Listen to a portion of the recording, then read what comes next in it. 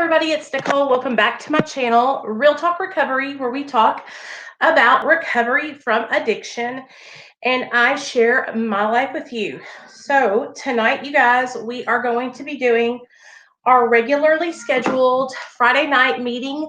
We do this every Friday night at 7 p.m. Central Standard Time. And tonight we have two special guests coming on the channel. Mom? Yes. Don't. It said Transylvania too. Yeah, it's coming on next. Okay, I love you. Be good. You're doing good. Sorry. Thanks. Okay, guys. So tonight we got Dr. B coming on the channel and we got Jeff from the recovery coming on the channel. So what I'm going to do is I'm going to invite both of them, send them both emails, and then I'll be right back with you guys. So just hang tight for a second.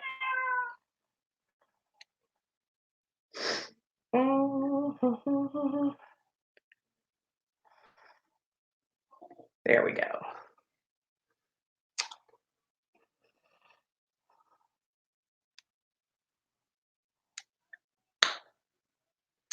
To Jade.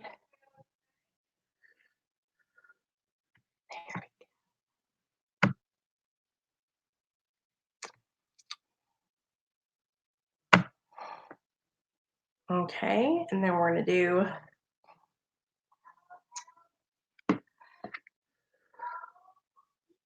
message sent. Okay. And then let's do another one.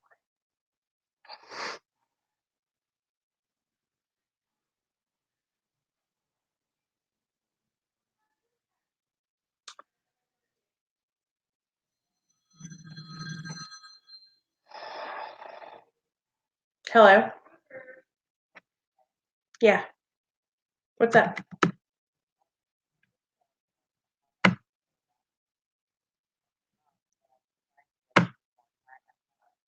Uh-huh.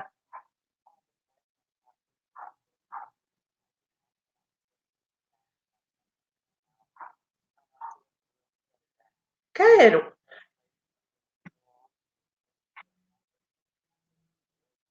Listen, hey, I'm on a live stream right now, so I don't want to. Yeah, come over there now.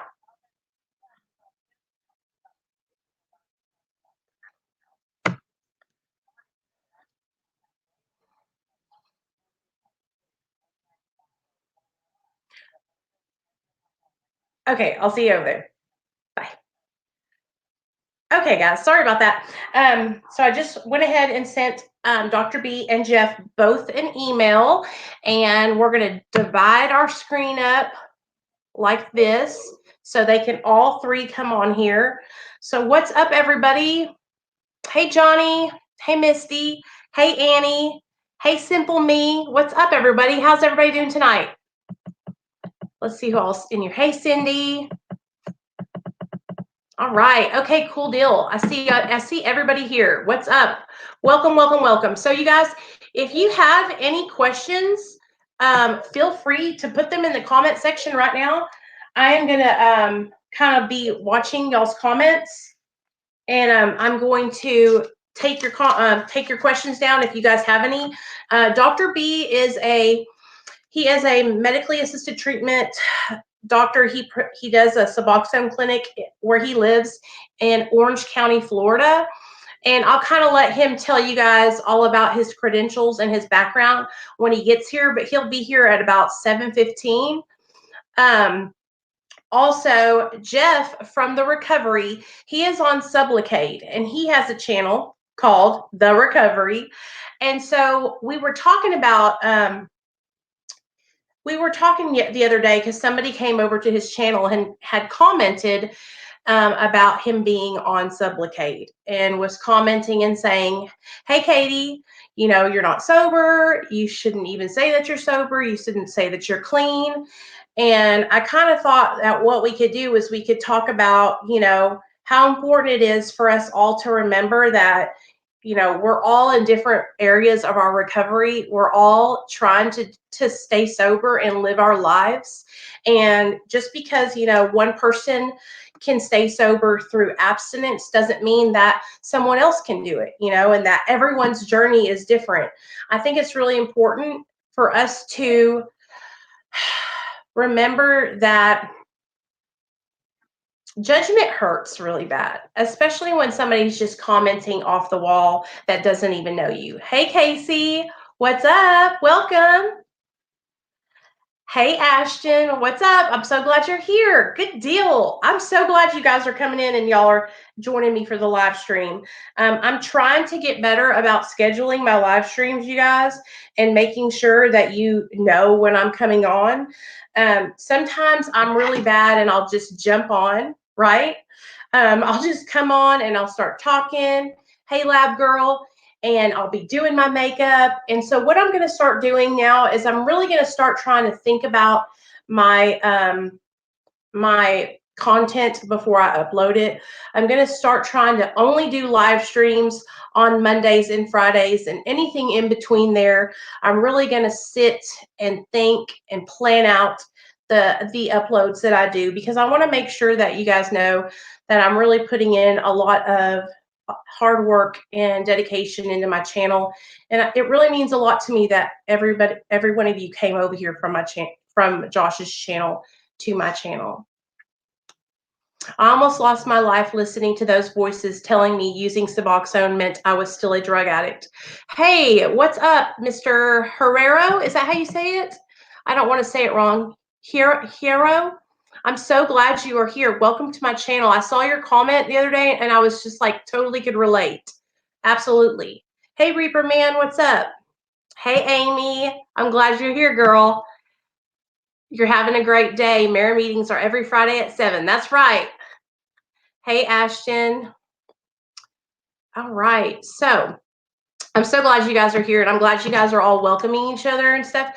So, okay. So on Friday nights, what we do here on my channel is we have a medically assisted recovery anonymous meeting. Okay. That's where we can all sit. We can share what we're going through in our daily life. We can talk about the highs and the lows of what we're going through. Maybe we're having a hard time in a certain part of our personal life. Maybe we're struggling with our medication and taking it the way it's prescribed. Maybe I had actually gotten a text message from a young lady the other day, and she had been asking me questions about when did I kind of start leveling out on my medication? When did I stop overtaking it, right? And so for the longest time, I struggled with overtaking my medication, and I would run out early, like a week before it was time to go get it filled. And I know you work so hard. I try to. My Wi-Fi is bad here. Ashton, I know what you mean, and it's raining here, so my Wi-Fi is the same way. Thanks, hearts. I appreciate it. And I'll always, if you guys ever wonder who I'm talking about, I always link their channels. When I upload these videos, I will link their channels in the comment section of each video whenever I upload them.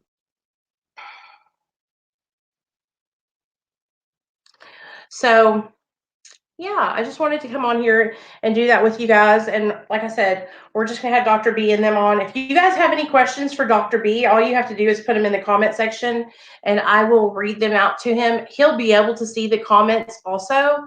So that'll be really cool for him. And Jeff too. You know, I don't have a lot of experience like with, I don't know that many people that are on Sublocade. And so Jeff is one of the first people I know that is on Sublocade maintenance. This is pissing me off, dude. Hold on, you guys. This email thing keeps popping up in the corner.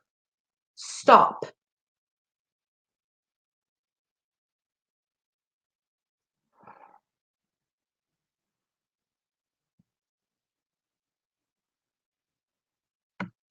Sorry, y'all. Orange County, California, right? Did I say Florida? Orange County, California. Right? What did I say? Sorry about that, y'all. I thought I said California. Hold on, let me get this stupid thing. Stop showing these. Hey, Jeff.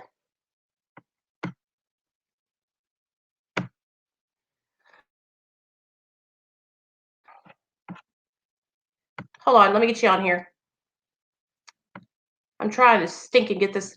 My freaking computer keeps on notifications. Ugh, stop.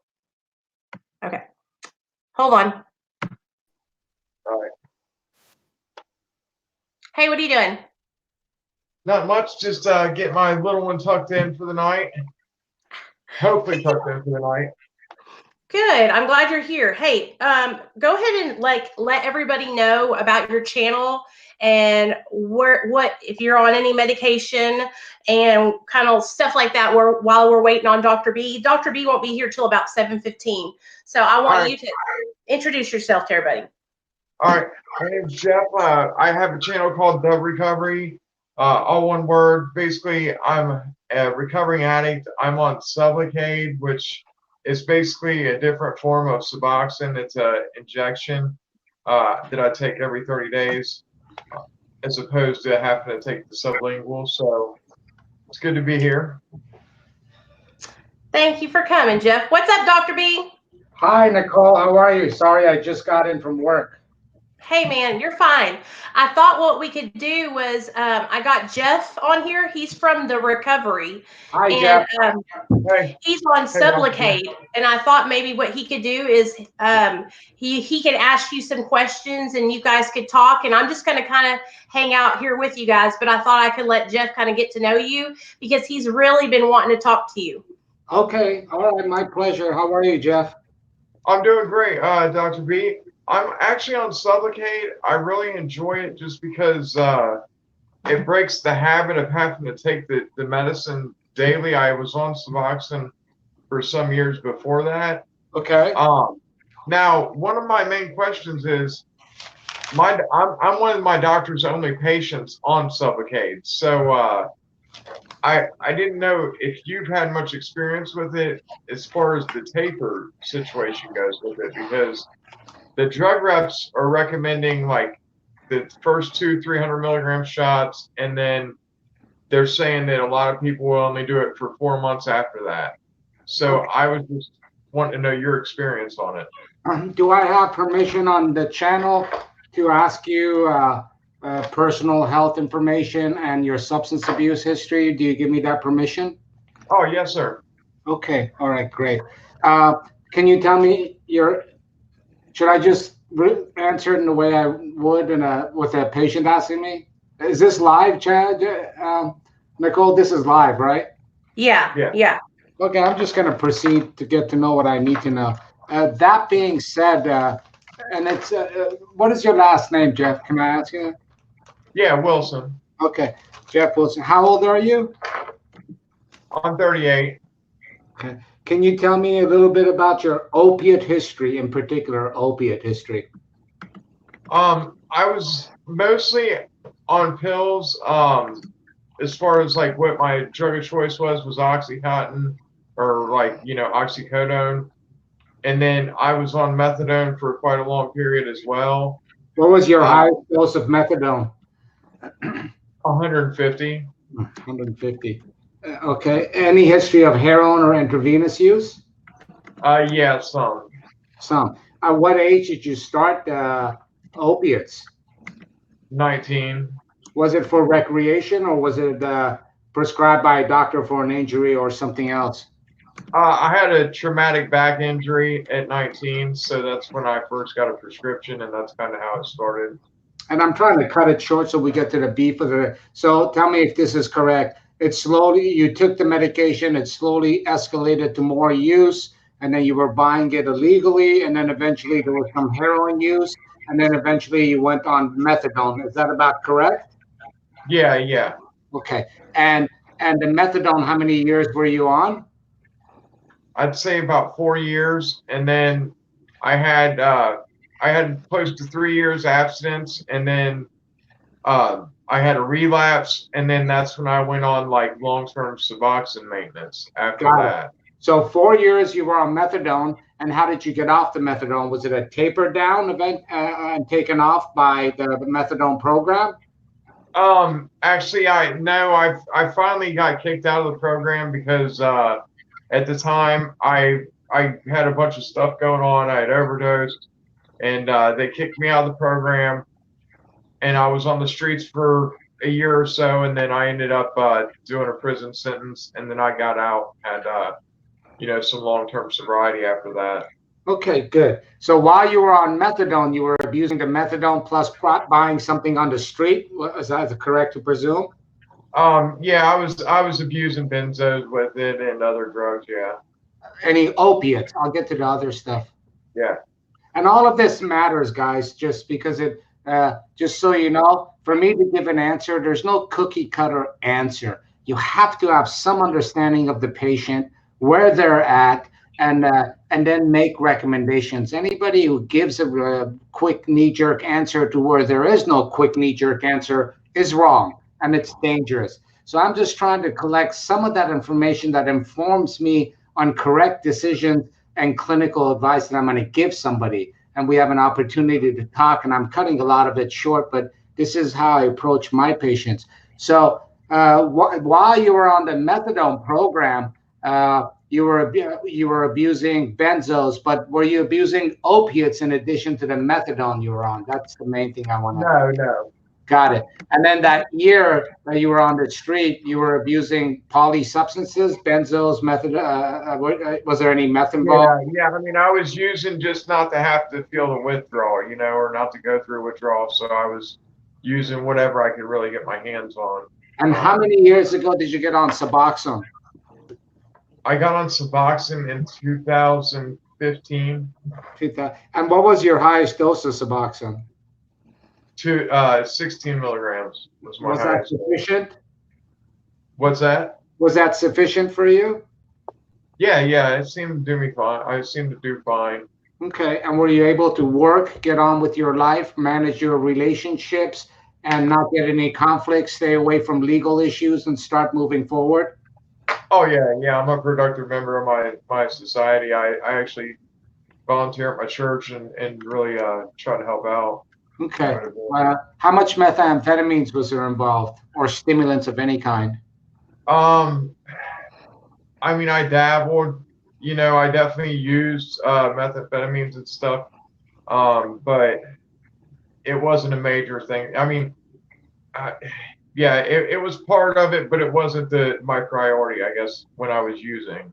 Okay. All right. And once you got on the subs, there's been no meth, there's been no benzos or anything else, correct? No. I work in program and excellent. And then when did you make the transition to Sublocade? Just 4 months ago. 4 months ago.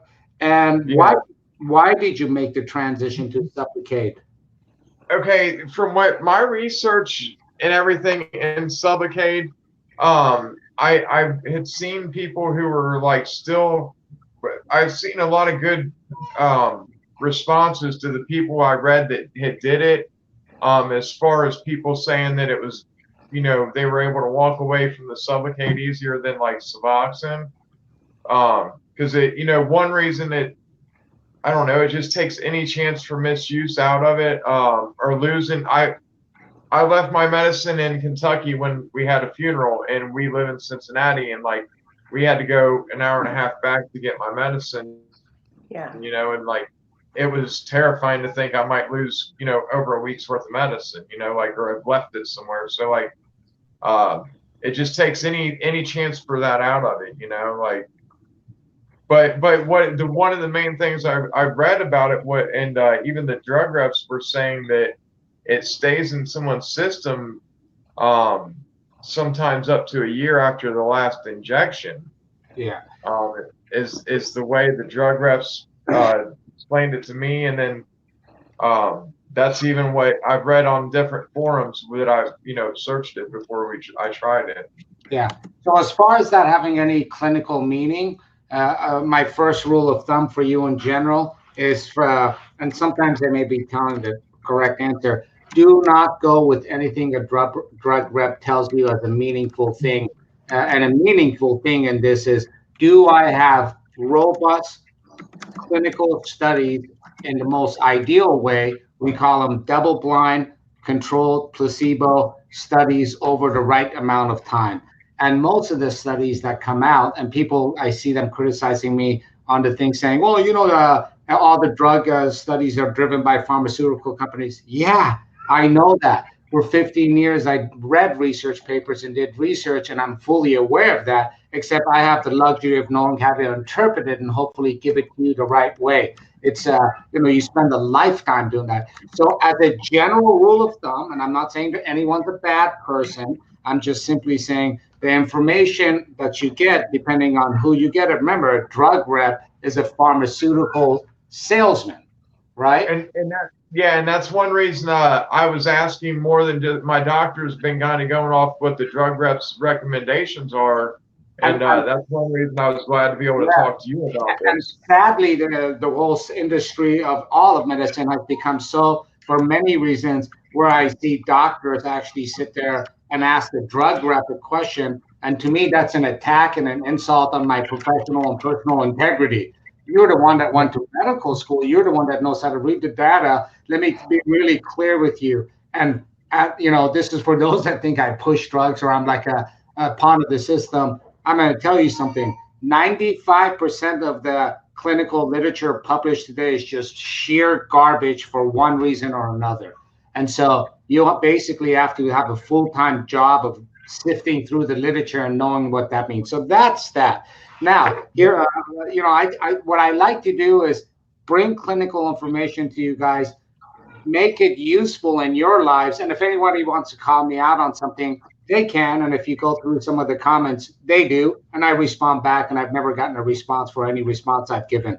That being said, are you really interested in getting off this medication really quickly? No, my main, I want to be off of it. I want to try to live my life without being on maintenance. But that being said, I do have some legit, pain issues. So if before I relapse, I would stay on Suboxone or buprenorphine treatment. Is basically what I'm saying. So I want to try it, but if it don't work, I'm not going to, go off maintenance. If I think I'm going to relapse, that being said, Before I answer your particular questions, if I may, Nicole, and cut me off if you want to talk about something.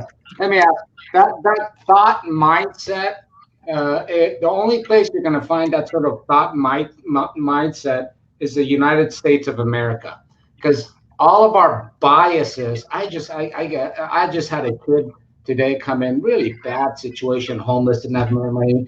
And he was giving me excuses before I even treated him. He's like, yeah, I do okay on Suboxone and I'm sober. Well, I know I'm not sober. And I'm like, whoa, stop there. Yeah. You are sober on Suboxone. And I told him right away, please, if I'm going to take care of you, I'm not going to charge you a penny and you're homeless. Let's do one thing straight. Forget everything everybody has ever said to you, anything they think of your treatment. I drive the bus for now. I have the opportunity to educate you for now. You ask me any questions about how you look at addiction, what treatment is, what your state of mind is for now. And as you gain the tools, you make your own decisions. That idea, that concern, that anxiety that addicts have about being on maintenance, if you went to a progressive part of the planet, I'm going to take you somewhere and put you in a nice country. I'm going to put you there for 2 years. Your whole world will turn upside down. Nobody looks at this the way we do here. There should be no anxiety about being on maintenance. It's about as insane as a diabetic having shame and anxiety and concern of getting off of insulin. It just doesn't exist. So I want to give that caveat before I answer the particulars. You relapsed after coming off of it, right? And it was a year later, but you relapsed. You know what? I'd rather have you on this medication and you meet all of the markers in terms of clinical, psychological, and social. What am I looking for? No Hep C, no Hep B, no HIV, no soft tissue infections, no endocarditis, no pulmonary edema, no hospital visits, no overdoses, no prostitution, no homelessness, no jail time, a high credit score, family, friends, job, and production. I thought that's what I was looking for, A, as a physician, and B, as a decent human being that gives a crap about other human beings. And all of a sudden, you're going to throw this thing on me, this insane stigma about a medication that can potentially help me with more people than not. And again, there's a few people it doesn't work on, just like certain chemotherapies don't work on certain cancer patients. You don't go about saying, wow, that stuff's nonsense. That my mom died and they told us this is going to work. There's no 100%, and this is a complex disease. Having said all that, you're going to come at me and tell me that my kid needs to get off this right away. Your kid's been homeless for the past 12 years, and you're already worried about maintenance medication. So for me, it's frustrating. It's a battle I try to fight. I want all of you guys to do amazing and go out and reach the highest potentials every single one of you can reach. And I want that stigma and that barrier gone. Does that make sense? Absolutely. And that's what it is about. Is the most of the time, a lot of us, I know for me, that I wouldn't have even thought about starting to taper if it wasn't for the judgment and the ridicule that I have experienced. I have been so happy with being on Suboxone and living my life and taking care of my son and taking care of my family. But a lot of it is the what other people say and what other people think. And I've finally, like, the longer I stay on the medication, even though I'm in a taper right now, the more I realize that, addiction is either I'm going to either live or I'm going to die. Addiction can kill me. And so it really makes me upset when I see like other people that are struggling that are a lot newer in their recovery than I am. Because see, I've been putting up with people judging my sobriety. I know how it is though to be brand new and have someone telling you, you're not sober. You can't say you're clean. I don't understand why anybody thinks that they can come in and say that to any other person as if it's any of their business. That's what the thing is. It's people want to be in. It's like people want to say something about everything. I would never come over to someone and say, "Did you know you're not sober?" Especially someone that I see that's trying to better their life and do better, like save their own life, have a family, take care of their kids, and being on this medication combined with therapy and other programs helps save people's lives. So it's obvious that it's helping people, but then you're always going to have the people that are having a negative experience are the people that are barking the loudest. Absolutely. So I had to give my preamble, Jeff. I'm sorry. Now, given that, let me try to answer some of your specific questions. Okay. I have to give that for everybody, and half the time I spend with my patients changing my mindset about how we look at this, and the rest of it we deal with it together as a patient and as a physician. And I'm nothing more than a lighthouse. You're the captain of the ship. All I can do is educate you. Then I have to support you in your decisions and make sure we do it with the best science, compassion, and guidance, and you make the decisions. Now, as far as people being on it for 4 months and getting off it, forget it. That's just nonsense. There's no data about Suboxone or this stuff, being on it 4 months, getting off of it, 6 months, getting off of it, 8 months, getting off of it. As I kind of hear what you're saying, I'm not going to try and make an assessment about how long you need to be on it. Me and you would have to speak a couple of hours and then have a few contacts, and I have to see how your life is. So as far as clinical evidence, 4 months off of it, that's a sales pitch. Do some people do it? I guess, sure.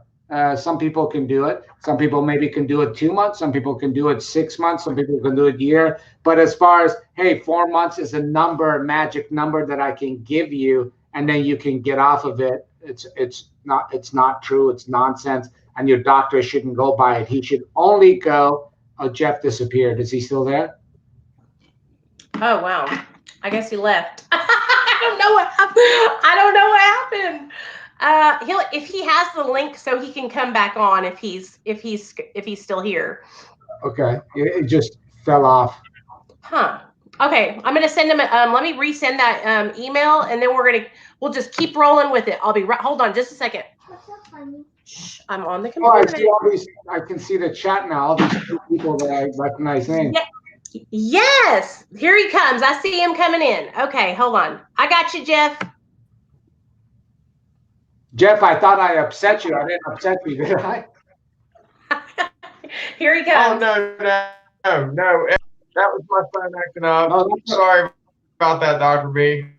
all I was saying is the 4-month number. That's not. That's a voodoo number. I don't know how long it would be for you, and be So really. I couldn't hear you. Can you? I was answering the 4-month number. That was one of your questions that you said. A lot of people said 4 months, and people are getting off of it. Is that what you was that one of your questions? Yeah. Yeah. So there's no such number of any value. Go ahead. Go ahead, Jeff. Hello. I don't know. Hold on. Yeah, I think it's yeah. That's what one of my questions. But Jeff is breaking up, but I'm here. Hey, yeah. And then can I of any of these claims, can I have some coffee? Sorry. Go ahead, Jeff. Huh. Yeah. Jeff, you're breaking up. I was just asking about the claims of it staying in your system up to the. Am I? Yeah. Okay. He wants to know if it builds up in Some your of my system. questions. It might be good if Jeff tries to hang up and call back in. Yeah, Jeff, can you come off and then come back in with that link? Okay. I'll be right back. Okay. All right. I saw. Okay. So while Dr. B, while Jeff is off, I'm going to ask. I have some people that have asked some questions. So can you hear me good? I can. Yeah. It's kind of neat because I'm recognizing names and I'm getting good at this stuff. I'm an old man, so and I see Sartori here, and I know him real well. But go ahead. Okay. Simple Me and Bandit has a question. They wonder if doctors are being pressured to taper patients quickly off Suboxone. They are being pressured by their own prejudices, and this is my opinion. They are being pressured. There's no body that's pressuring them. It might be lack of enough knowledge about what this medication is, and 2, pressured by their own personal biases, and that's wrong. So there's no financial incentive. There might be fear. Oh my God, I have you on an opiate. And I believe that all of those views will change as we do continued education for everybody. I have a big CME. I think I'm giving in Central California to a big hospital group for doctors. And one of my things is to educate them about this medication. So if they're being pressured, it's their choice to be pressured and their own judgments and biases. Right. I agree. Then I also have a question from Simple Me or from Hearts that says, can we ask Dr. B a question? Hi, Heart. What they say, well, I think that's the same question. Hold on. Blah, blah, blah, blah. I'm going all the way up. Hold on, guys. I'm sorry. I just seen it. Jeff, we'll come right back to you. Can you hear us? Simple Me. Where does that question? Okay. So Simple Me you're is good. a pain patient. And it says, I'm sorry, I'm going all the way up through these comments trying to find this. Okay, so Holly says, I feel horrible being on Subutex. My mom makes me feel really bad about it. Luckily, I have a great doctor that told me not to be ashamed. Holly, I am so sorry. I have several girls that I talk to on the daily whose parents don't know or don't agree that they're on this medication. And the only thing I can tell you is to continue doing what you're doing, living your life, doing the right thing, staying sober, taking your medication as prescribed, and as your family sees you improving in your recovery and living your life right, hopefully they'll warm up and see that what you're doing is right for you. Let me see. Let's see.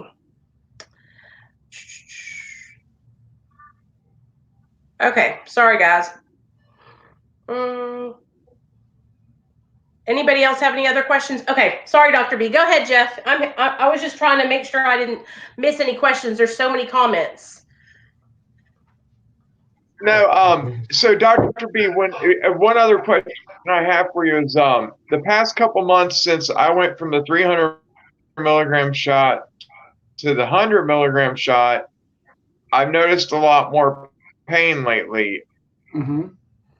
And I felt a couple months. So with me being on this is I don't want to, I'm all for it. That's what keeps me clean, stigma does make me, off of it.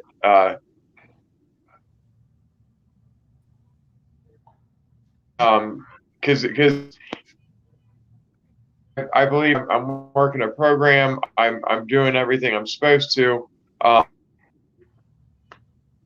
The stigma gets to me sometimes too, I'd say. So I'm sure that's me to try to that I've been on. Yeah, I mean, sure. It does that to me too, Jeff. Like a lot of the times I find myself saying, I'm doing. Yeah, we hear you. Yeah. Okay. So it's breaking up a little, but one part sure. I want to, yeah, you're breaking up a little on my end, but one of the things I think you said, and tell me, Nicole, if I'm wrong, you went from 300 to 150, and for the last couple of months, you feel a little pain. Now, staying at that 150 is okay. What I usually do is when that happens, and guys that have a real high tolerance on and pain issues, I give a few Suboxones for the month, and maybe the next month until they adjust to that change. In addition, I recommend that, hey, depending on your health, because everything has to be evaluated, I also recommend supplementing that with some doses of 600 milligrams of ibuprofen with meals once or twice. Again, if you have no kidney issues, if you have no GI issues, if you're a certain age, you got to be careful with all medications. But I give a few Suboxones every month, and then I tell them, let's do some ibuprofen. It's an anti-inflammatory and a great pain medication. And I watch you closely to make sure that you adjust well to that 150 milligrams because you're going through a little bit of withdrawals, okay? And that's what I do with the 150. Did I answer your original questions about the 4-month thing?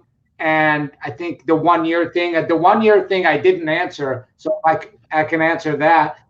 That's nonsense too. What does that mean? It stays in your system 150 for a year? Yeah. What? Yeah. So my question is, what does that mean? Yeah. There's a guy who said, I guess the way the reps explained it to me was that it tapered you after your last injection. It came out of your over such a long time.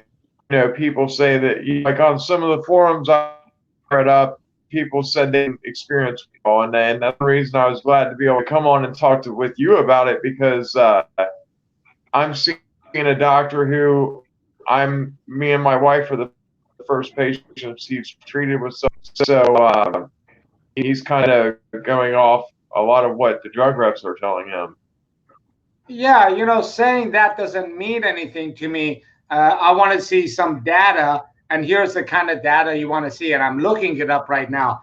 If somebody is on Sublocade and I get you off at time X versus somebody who's not on Sublocade and Suboxone, and they both get tapered with the same exact dose, they're the same exact age, same exact sex, same exact substance abuse history, or if I have 1,000 people, which I have a large enough what they call N, if I get you both off at time X, and I have 1,000 of you that I can follow in 1 year, was the relapse higher in those that were using Suboxone versus Sublocade? And then I would want to have some metabolite measurements of the Sublocade, which is actually the same thing as Suboxone. So I don't see why it would stay in your system for a year. I want to see some metabolite proofs. And if the rate of relapse was a lot less in those on Sublocade versus those on Suboxone, and I was able to show for some magical reason the Sublocade had metabolites in your system during that end of that year, then I could make an association, not a causal analysis, but an association that for those people that did Sublocade at 1 year time after they stopped the medication, they had a lower risk of relapse. In addition, they had a metabolite in their system that was a metabolite of the Sublocade, which would be weird, and therefore future studies need to be done to evaluate that if Sublocade stays in your system for a year, that causes lower relapse. Do they have that study? If they do, show it to me, and then I'll tell you, yeah. That's you see what I'm saying, the way I think? Oh yeah, I see. I totally understand what you're saying. Like, Yeah, what no, you're no, saying that's is, one reason I was asking you. Yeah. So, you know, when they say that, if Sublocade is the same as Suboxone, then it wouldn't stay in your system for over a year after you get off of it. yeah, is I what don't you're know what that means, man, you know? Okay. And So even yeah. if it does, so what? Okay. Yeah. So Dr. B, I got Yeah. somebody in the comment section, and they're having a hard time. It says Life Choices and Changes says it's been 8 days that I've been off Suboxone. No, thank My you very much. legs and my thighs still feel like mush, and there's no energy. So when a person comes off Suboxone and they've jumped off, they're on 0 milligrams, how long does it take for them to start feeling back to normal or getting through that no energy, mushy legs kind of feeling? Hi, Cindy. Hi, Diego. She's been off in 8 days. So again, it's hard for me to answer, and I'll tell you guys why. I have to know how quickly was her taper, how high of a dose was she on, and what exactly is the reason she was on it. But in general, I don't like to answer these questions because it's just not a good answer. You know, whatever I say, she's still in the acute. If she really wants to be off Suboxone, and she's going through this, she was saying what her legs feel like mush, and she's got pain in her legs. Yeah. And if there's nothing else involved, please drink a lot of fluids. Use a little bit of ibuprofen or Tylenol if your doctor says it's okay. Start moving around so you get the endorphins and natural opiates going. Okay.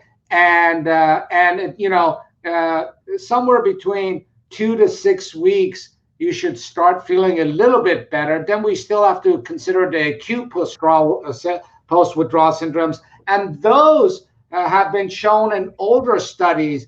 You know, they could go on for 6 to 9 months, you know, the long-term withdrawal syndrome. So I don't want to answer the young lady. And I give very generic, general answers. As you saw, I asked them a few brief questions. My interview is much longer than that to be able to answer that.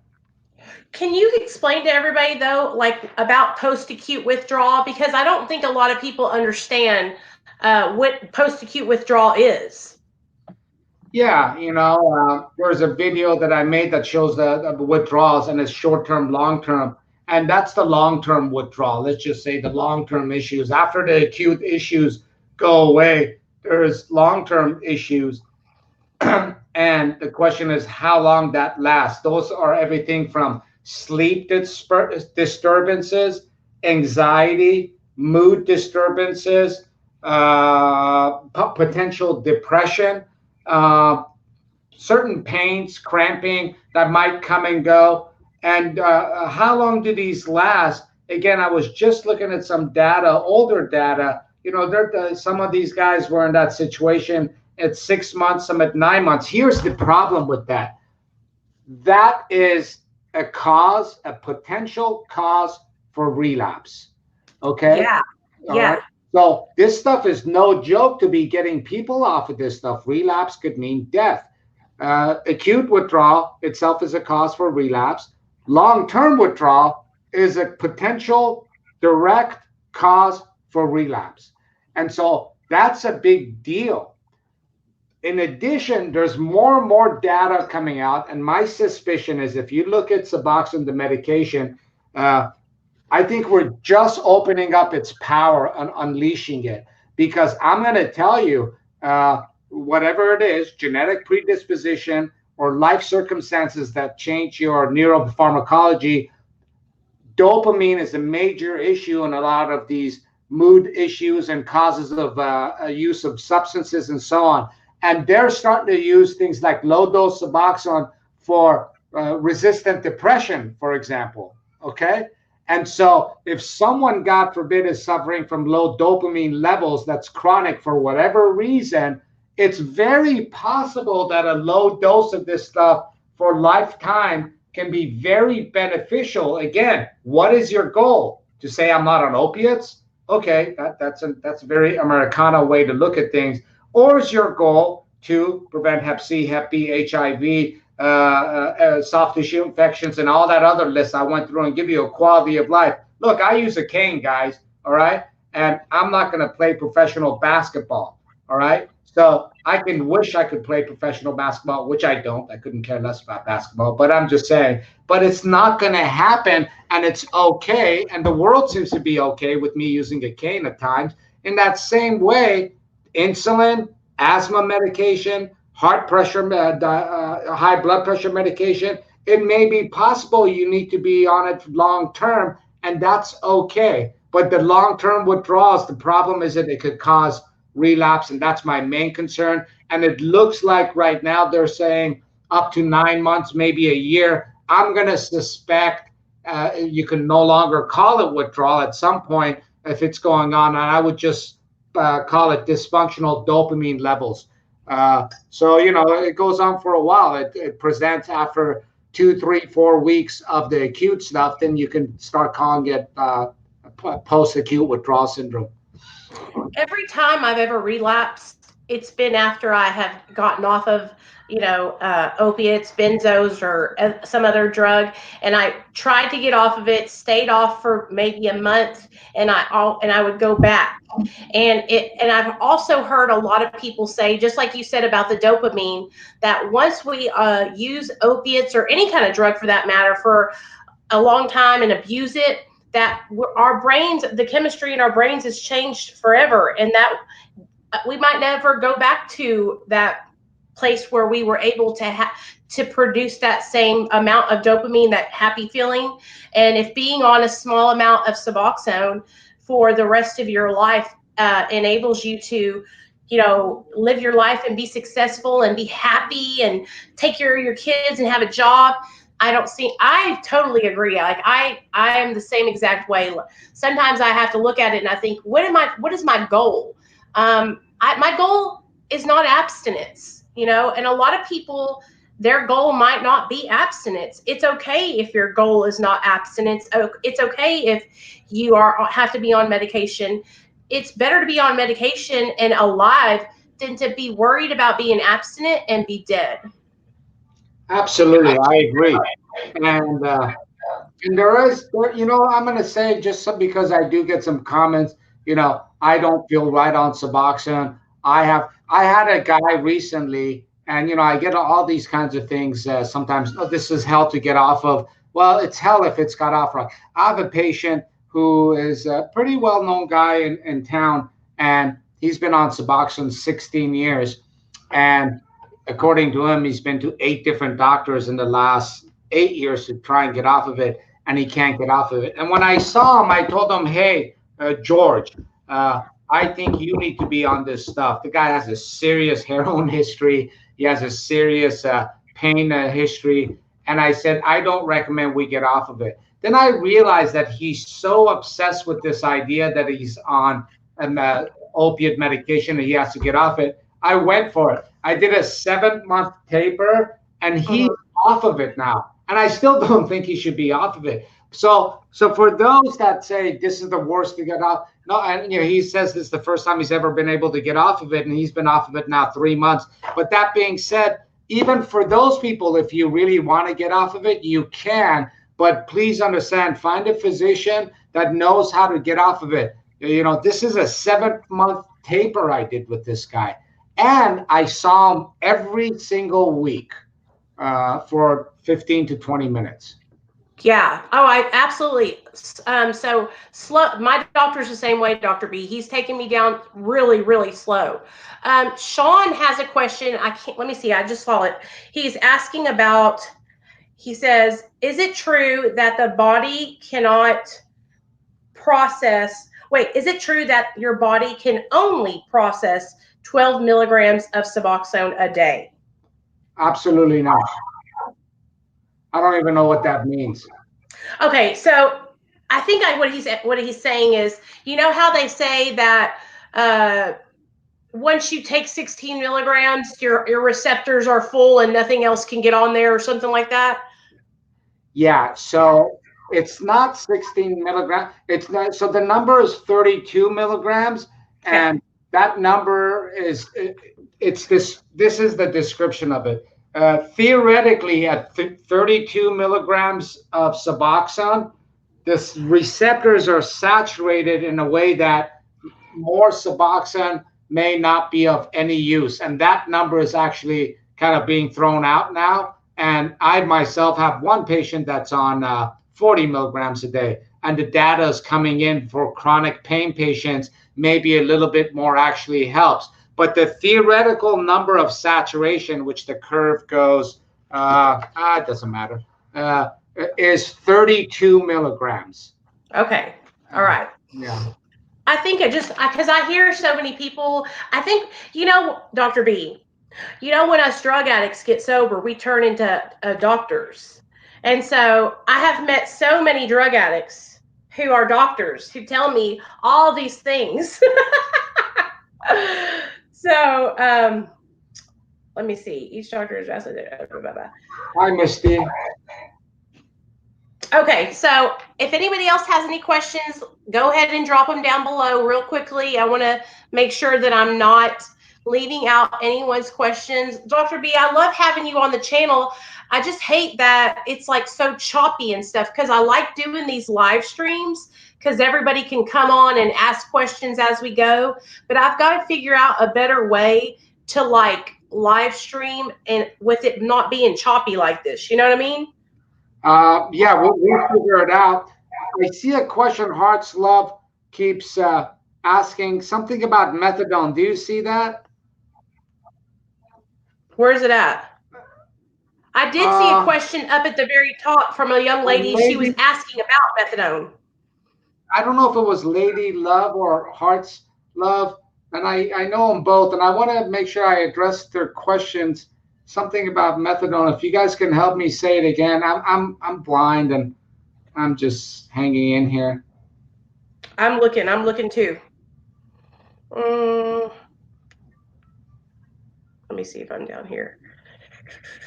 Oh, are doctors pressured to taper off methadone like Suboxone? And then there's another question. I'm in chronic pain. Does Suboxone help with pain? Yes, it is. So I'll answer that one first. Yes, Suboxone is an agonist-antagonist. I have a video. I'm not telling you guys to go to my channel, but I have a video. Go to Dr. B's channel. Go to Dr. B's channel. I have a video about that. In fact, if you have chronic, non-end-of-life, non-terminal pain, and if you get to a point where opiates is what is going to be used, the opiate that should be used is buprenorphine, Suboxone, Zubsolv, whatever you want to call it. Why? Because it hits the same receptors for pain.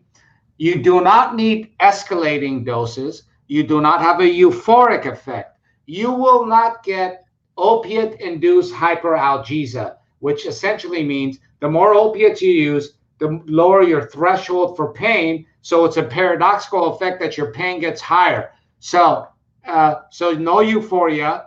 Your pain won't get worse because you use more opiates and you keep needing more and more and more because you have receptor desensitization. So in some ways, Suboxone is, no, in many ways, it is the perfect drug if you have to go to opiates, amongst other things, for a chronic pain patient that is not end of life and it is not terminal cancer. Period. That's it. I hope that answers that. You're great, Dr. B. You always answer the questions. Okay, listen to this. Daniel wants to know, he says, are you seeing positive results or negative results in our treating of this epidemic? So do you think we're having a positive result on fighting the opioid epidemic? As a, am I myself seeing it in my personal work, or what Yeah. is, I think so. I think I kick ass. No, I'm just kidding. Oh, No, I think no, that no. you're doing awesome, and I see Well, you I'm helping so many teasing. people. It's been a 14-hour day, so I'm a little goofy. Uh, so in general, I think we're making a little headway as there's more education and better treatment. Not much, and I every day I see and hear things that just drive patients. Don't drive me crazy. I love all my patients. We do, they're like family. But the stuff I see out there just drives me insane. And in my practice, I look at this as a chronic disease. And so I don't look for you to come in 1 month, whether you come into my, the more acute programs or my medical office. I'm not trying to get you clean in a month and get you out of here. It's a chronic disease. I try to slowly get you off the bad stuff, get you back on Suboxone, or if it's meth, I do different things with that, and slowly first get the drug to stop, then rewire your brain literally, because the data is clear on that, to give you tools for sober living. And today, it's always wonderful. I just sent another patient home to Washington State on his own, long-term opiate user. We did a long-term benzo taper. He is doing amazing, but it takes us a long time to get there. And, I'm blown away. He's blown away. So yeah, we do see, but we do it, my practice, we do something very different than what everyone else is doing. I do a harm reduction chronic disease model, which approaches each patient with empowering them and respecting him like a human being. Now, that is critical in the treatment of someone with substance abuse and everything they've been going through. And me and my whole team approach it that way. And I actually see a couple of our patients on here right now. So yeah, I see it as success. Every day I keep you alive. Every day I give you another tool. I'm building neurons and new networks, so you have the tools to go long after I'm dead. So at a national level, I don't know. There's pockets of good stuff going on, but not even close. There's going to be a lot of problems. I follow this guy here on YouTube. I want you to go check out his channel, Dr. B. It's called ATG Vlogs. And he vlogs on Kensington Avenue in Philadelphia. And it breaks my heart because I've never seen anything like it, where it's just open air heroin everywhere. There's people on the side of the road shooting up. There's people in the alley shooting up. There's people passed out all over the place. And where I live in Arkansas, and it is first of all, if that happened here, they would arrest you and put you in jail. But I guess because it's such a large city there, that there's not enough room to arrest people and put them in jail. And so it's just everywhere on this Kensington Avenue. And he vlogs up and down this avenue, and you see it right there. And so it's forcing people to see what's going on. And it's so, those are people's kids. Those are people's parents. Those are people's moms and dads out there on the side of the road, homeless and dying, and there's no way to help them. They're just out there. Yeah, it's all very tragic. And you guys, I mean, this is the stuff that kills me. I confront this crap every day, and even here in Orange County and Santa Ana, I see it, and it's heart wrenching. And so when you ask, are we doing the kind of things I see, I had a patient of mine arrested the other day, and they took him to county jail, and he's doing amazing. And I actually think he had a hypoglycemic episode, and the idiots thought he was intoxicated, so they arrested him, threw him in jail. And he's like, "Hey, I need my medication." And this is someone that's supposed to be helping you. This law enforcement guy. Again, I'm not talking bad about all law enforcement, but he's in there, and the guy told him, "F off and die. I don't care if you have a seizure." And he walked off. And then it's just I just see it on the street. I see it in the jails. It's just heart wrenching, and we can really do something about it. There's good medication. There's good committed clinicians, doctors, and the drug and alcohol, and it doesn't cost that much, man. It really doesn't. It just breaks my heart. Me too. Well, I'm glad you came on tonight, Dr. B. And I guess I'll let you go so you can go chill out. Okay, I'm gonna go play with my boy. All right. We all love you here, Dr. B. I really appreciate you so much. Every time you take the time, I always enjoy it. So I'll see you in about a week or so. We'll have you back on, okay? Yeah, we'll figure out this stuff. And I'm sorry with Jeff. I think he was having real bad communication. I hope I answered all his questions. Hi, everybody. I recognize a lot of names on there nowadays. But thanks for coming on. And Nicole, let's figure this out. We can do it better, okay? Gotcha. I'll figure it out. I'll get with Jeff, okay? Okay, bye. Bye, everyone. Bye. Thank you. Talk to you later. Bye.